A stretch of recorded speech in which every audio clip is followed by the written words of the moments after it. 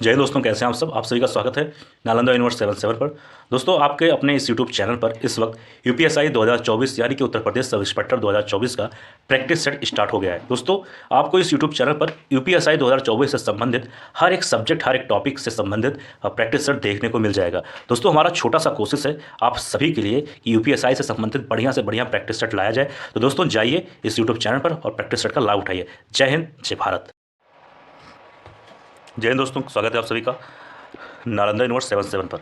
आज हम सब बात करने वाले हैं पर्यायवाची के बारे में, और आज यह पर्यायवाची का चौथा वीडियो है। और आप सभी को पता है कि इस वक्त यूपीएसआई 2024 का प्रैक्टिस सेट चल रहा है। तो आज हम बात करने वाले हैं पर्यायवाची के बारे में, और ये आज चौथा वीडियो है पर्यायवाची का। तो आज का सवाल नंबर 51 है। सवाल नंबर 51 में पूछा जा रहा है कि आविर्भाव का समानार्थी क्या होगा। ठीक है, एक मिनट। यहाँ पर चार ऑप्शन है, ए है, बी है और सी, डी है। ठीक है, अब इस सवाल का सही उत्तर आइए जानते हैं क्या होगा। तो प्रश्न नंबर 51 का सही उत्तर हो जाएगा ऑप्शन नंबर डी, यानी कि अवतरण होगा। ठीक है, प्रश्न नंबर 52 पे आ जाइए। इसमें ये पूछा गया है कि इनमें से तुरंग किसका समानार्थी शब्द, यानी कि समानार्थी शब्द मतलब किसका पर्यायवाची है। ठीक है, और क्या पूछा गया है तुरंग के बारे में। तो 52 का सही उत्तर हो जाएगा ऑप्शन नंबर डी, यानी कि घोड़ा। ठीक है, तो घोड़ा का जो पर्यायवाची हो जाएगा यहाँ पर, तो ये हो जाएगा तुरंग हो जाएगा। अब घोड़ा का और भी कई सारे शब्द अपर्यायवाची होते हैं, जैसे कि घोटक भी कहते हैं। मैं लिख देता हूँ, घोटक। ठीक है, अश्व, ये सब तो आप जानते होंगे अश्व के बारे में। ठीक है, वाजी भी कहते हैं, वाजी।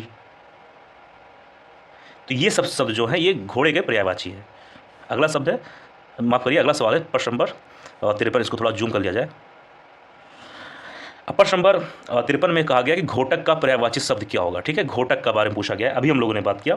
तो इसका सही उत्तर हो जाएगा ऑप्शन नंबर बी, यानी कि घोड़ा। ठीक है, तो घोटक का पर्यायवाची हो जाएगा घोड़ा, और इसके कई सारे पर्यायवाची हैं जो अभी हम लोगों ने बात किया एक एक करके।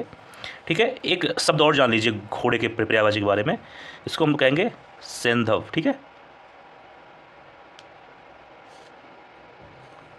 अगला सवाल है प्रश्न नंबर 54। एक मिनट।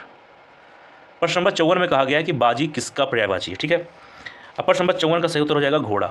अभी हम लोगों ने बात किया था बाजी, वहाँ पर शायद मैंने वाजी लिख दिया था, तो उसको आप लोग बाजी कर लीजिएगा। ठीक है, अब घोड़ा शब्द देखिए, घोड़े से संबंधित हम लोगों ने 4 सवाल किया, और चारों सवाल में पूछे जाने का तरीका जो है एकदम अलग अलग था। ठीक है, और ऑप्शन भी सबसे अलग अलग था। तो आपको एग्जाम में सवाल ऐसे ही आप मिलेंगे। ठीक है, तो यहाँ पर आपको इस वीडियोज़ में, इस पीडीएफ में आपको जितने भी सवाल पूछे जाएंगे, हर सवाल का वैरायटी एकदम अलग अलग होगा, हर सवाल का पूछे जाने का तरीका अलग होगा। अगर आप सभी को इस सवाल का सभी का पीडीएफ चाहिए तो कमेंट बॉक्स में लिख देना, आप सभी को पीडीएफ मिल जाएगा। उस पीडीएफ में आप सभी को सवाल के साथ उत्तर तो मिल ही जाएगा, साथ ही साथ उसका एक्सप्लेनेशन भी विस्तार से मिल जाएगा। ठीक है, प्रश्न नंबर 55 में आ जाइए। इसमें कहा गया इनमें से हाथी का समानार्थी शब्द कौन सा नहीं होगा। यहाँ नहीं शब्द इस्तेमाल किया गया है, तो ध्यान देना। पूछा गया है हाथी का कौन सा समानार्थी शब्द नहीं होगा। नहीं होगा, इसका मतलब क्या हुआ कि 4 नाम होंगे यहाँ पर आप सभी के सामने, जैसा स्क्रीन पर देख सकते हैं ABCD। 4 में से कोई 3 नाम जो है वो हाथी से संबंधित होंगे, और 1 नाम जो है हाथी से संबंधित नहीं होंगे। अब प्रश्न नंबर जो है दोस्तों 55 है, इसका सही उत्तर हो जाएगा ऑप्शन नंबर ए, यानी कि हस्त। जो हस्त है ये हाथी का पर्यायवाची नहीं होगा, जबकि दंती, हस्ती और करी, ये तीनों शब्द जो हैं ये हाथी के पर्यायवाची होंगे। ठीक है, अगर हस्त जो है हाथी का पर्यायवाची नहीं होगा तो फिर किसका होगा, तो हस्त जो है दोस्तों हाथ का पर्यायवाची हो जाएगा। ठीक है, ये चीज़ ध्यान देना। अब हम बात करेंगे प्रश्न नंबर 56 के बारे में। 56 में है दोस्तों कि नीचे दिए गए विकल्पों में से कौन सा विकल्प गलत है। यहाँ पूछा गया है गलत के बारे में, तो ध्यान देना। ऐसे सवालों पे हमेशा ध्यान दिया करो जहाँ पर लास्ट में कुछ दिया रहे, जैसे गलत, नहीं है, छोटा, बड़ा, ऐसा कुछ दिया रहे, हल्का सा अलग सवाल, तो वहाँ पर थोड़ा सा ध्यान दिया करो। क्या पूछा गया, कौन सा विकल्प गलत है, यानी कि 4 ऑप्शन है ABCD, 4 में से 3 सही होगा, तो एक अपने आप ही गलत हो जाएगा।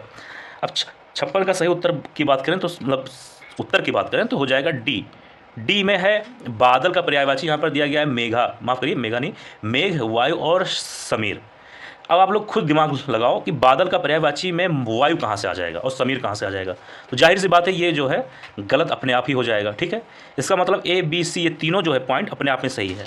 ए में क्या है, ए में है कि युद्ध का जो पर्यायवाची यहाँ पर दिया गया है रण, संग्राम और समर, ये तीनों पॉइंट जो है सही हैं युद्ध से संबंधित, ठीक है। और बी में है मत्स्य, तो इसका जो पर्यायवाची दिया गया है मछली, मीन और मकर, ये भी सही है। और साहचर का पर्यायवाची दिया गया है संगी, साथी और दोस्त, ये भी सही है, ठीक है। तो ये चीज़ आप लोग ध्यान देना, ठीक है। अब बादल का जो है दोस्तों, मेघ तो हो जाएगा, एक सही है, लेकिन वायु और समीर जो है बादल का पर्यायवाची नहीं है, ठीक है, ये चीज़ ध्यान देना।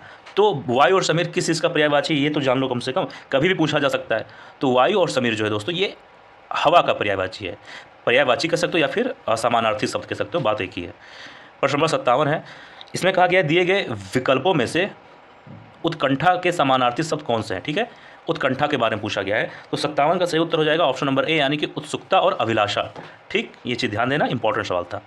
प्रश्न नंबर 58 है आप सभी के सामने, इसमें कहा गया है कि नृप नीचे दिए गए विकल्पों में से कौन सा शब्द का समानार्थी शब्द है, यानी पर्यायवाची पूछा गया। क्या कहा गया है, नृप के बारे में, ठीक है।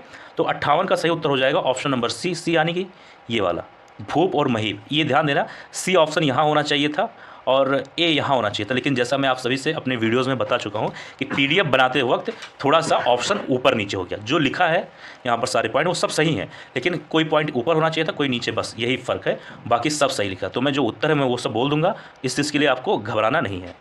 तो 58 का सही उत्तर हो जाएगा ऑप्शन नंबर सी, यानी कि भूप और महीप, यानी जो नृप है इसका पर्यायवाची, इसका समानार्थी भूप और महीप होगा। और एक शब्द और होता है राजा, तो राजा को ही हम लोग बोलते हैं नृप, नृप, भूप और महीप, ठीक है। तो ये चीज़ ध्यान देना, ये भी अच्छा सवाल था। प्रश्न नंबर 59 है, सेम सवाल है जैसे हम लोगों ने 58 में बात किया, राजा का पर्यायवाची क्या होगा, ठीक है। तो पहला ऑप्शन है मूक,